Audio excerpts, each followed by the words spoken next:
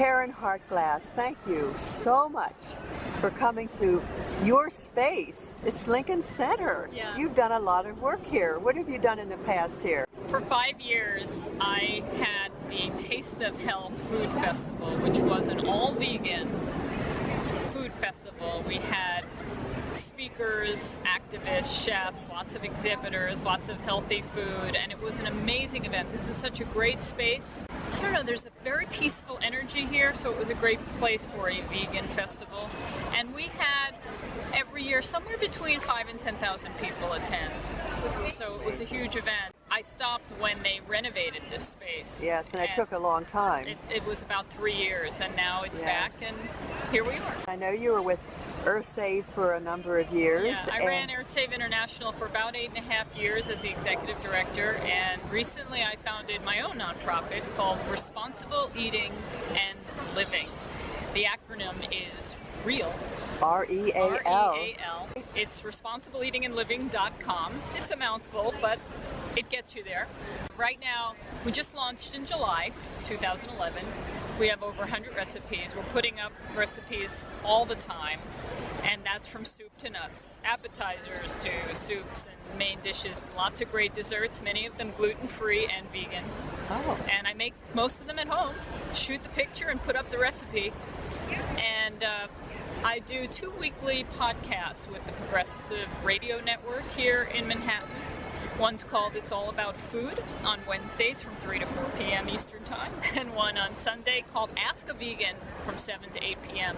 I really love the Sunday night show because anyone can call in and ask any question they have about a vegan diet. And many people ask, a lot of them email me questions about what to do, and I'm so happy to help.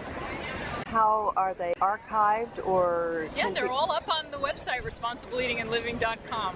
So there are many interviews with people in this plant-based vegan movement, and you can see their pictures and select any one of them and listen to what they have to say about their book or what they're working on. Right now, I think there's about 130 interviews. Those are all audio, and you can get them on iTunes as well. Oh. And we also have videos. We have some food shows, and we have a new feature that I really like, which is called the Real People Making a Difference video series. And we have a few new ones up, and we hope to be adding a lot more because there are so many people. They may not be celebrities, and some of them may not be authors or really out there, but they're doing great work. Mm-hmm. And I want to honor them. I know that in the past you had quite a health scare. Would you share that? Well, my father always says, no one gets out of this world alive. What I would hope for most people is that we all live long, happy, healthy lives, and then, you know, at 120 years old or whenever, we get tired and pass in our sleep. But unfortunately, that's not what's happening today. And I was vegetarian. I got the idea to be vegetarian when I was 15, but I didn't become vegan until I was about 30, and I ate a lot of dairy during that time.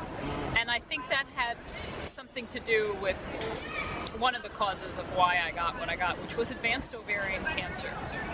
I have a lot of theories about why it happened to me, but there are a number of things that I'm absolutely certain of.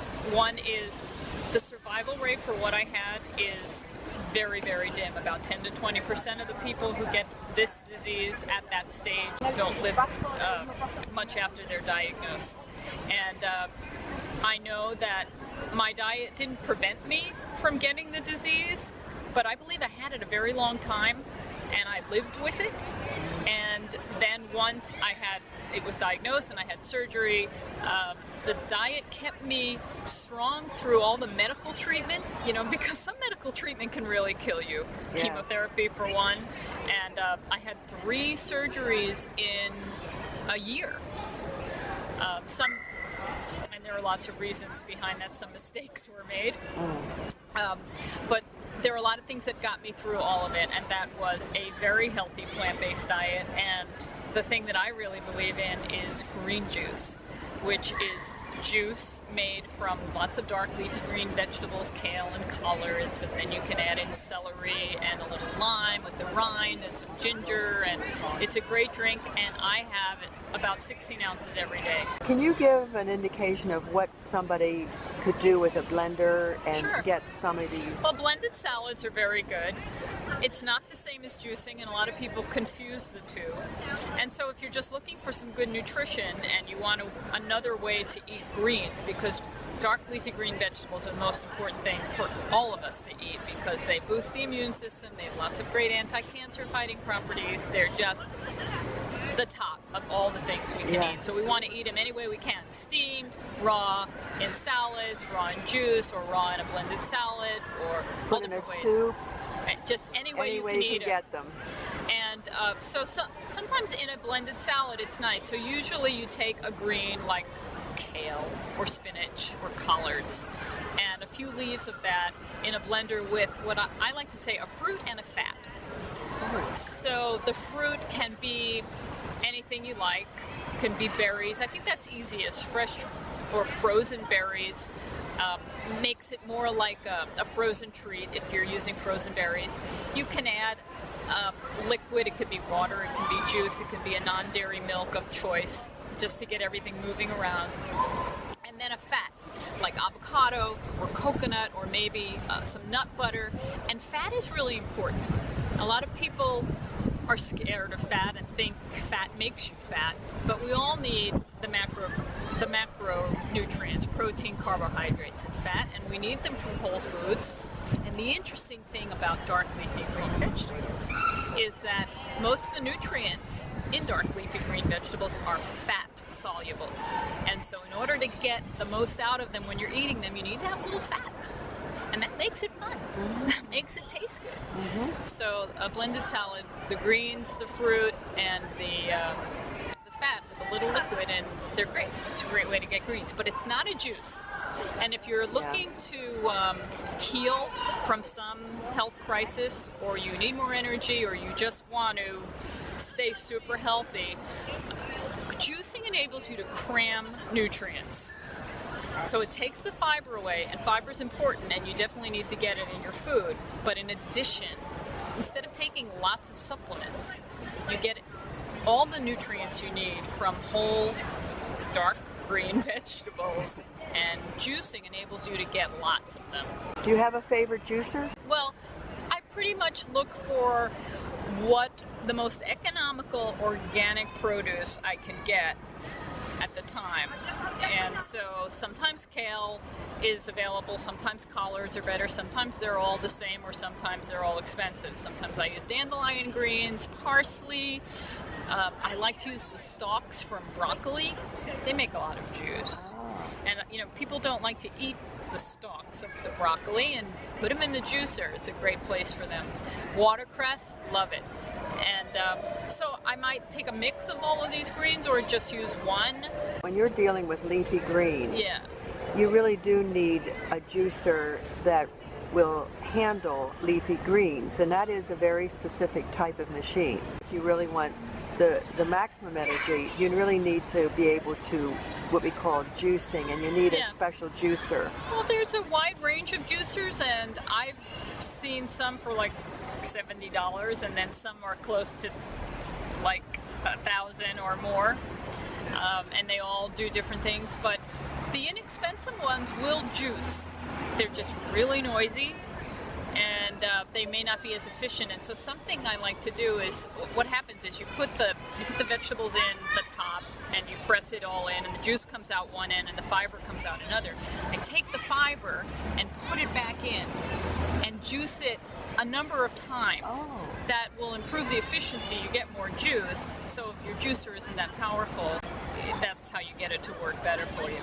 A lot of people think juicing's inconvenient. It's messy. You have to clean up the machine afterwards, and they don't want to make that sort of investment. I personally believe it saved my life, and it's worth it every day. Some people might not want to take the fiber and put it back through several times because it just adds more time to the process, but do it all with joy and do it for you, and it's a great thing. what would be a go-to meal that you enjoy? Fortunately, I like to cook and my partner Gary likes to cook. And so if one of us isn't in the mood, the other one usually is. And many times when we're tired and we say, oh, maybe we should order in, and then we look at each other and we say, no, nobody's food is as good as ours. So we usually end up cooking. And most of the time it's big salads and fresh or frozen vegetables, and you know, we like to use a lot of herbs and spices, and that's what gives the dish its kick or its diversity. You can really use the same ingredients all the time, like onions and carrots and celery, and then depending on the spices you use, it's something completely different. And I'm staying away from wheat these days for lots of different reasons, and so that makes it an extra challenge, you know, when you're eating all vegan and then no wheat. What is another grain that you enjoy? There's so many of them, and I've got a refrigerator full of all these different flours now, and it's really fun because every flour, like garbanzo flour, I am so in love with garbanzo flour. It's the easiest thing to use, and we make gluten-free pizza with a garbanzo crust and a cashew cheese and homemade tomato sauce, and it is incredible. Is that on your website? It's absolutely on the responsibleeatingandliving.com website. Well, here's the thing. People say, Caryn, what do you eat? And now they can know because I'm taking everything that I eat and putting it up on the website. It's all beautiful, healthy, satisfying. Since you've been vegetarian and then vegan for a long time, what is your hope for the future? You know, I really want to see less pain and suffering. And that's pain and suffering with animals that are raised in factory farm. I want to see factory farming done. This whole concept of humane farming is ridiculous. And it's not healthy for the planet. I want to reduce pain and suffering for our home, planet Earth, and certainly for all the people that live on this planet. So many people are suffering from unnecessary, preventable chronic diseases that, I mean, we know now, heart disease, preventable, diabetes for the most part, preventable, most cancers, preventable. And I keep thinking, you know, if our medical community wasn't spending so much time and dollars on finding cures for things we know are already preventable, what amazing things we could be doing. So many people have so many aches and pains and issues, and nothing like healthy whole plant foods that will make a difference. So Caryn, could I be so forward as to ask your age? Sure. You can ask. You won't tell No, me. I will. I'm 53. This is so amazing. I wish I could tell you how many wonderful people I've interviewed that look like they're We in all their look so 30s, fabulous. and that's why I want to ask the question, is because I think that it's difficult for people to understand how one can thrive so completely. Well, you know what's amazing too? I went through this whole advanced ovarian cancer thing, and I can't say that I believe in chemotherapy, but I went through 2 4-month rounds. One was extremely aggressive, and I did lose my hair. And now it's back.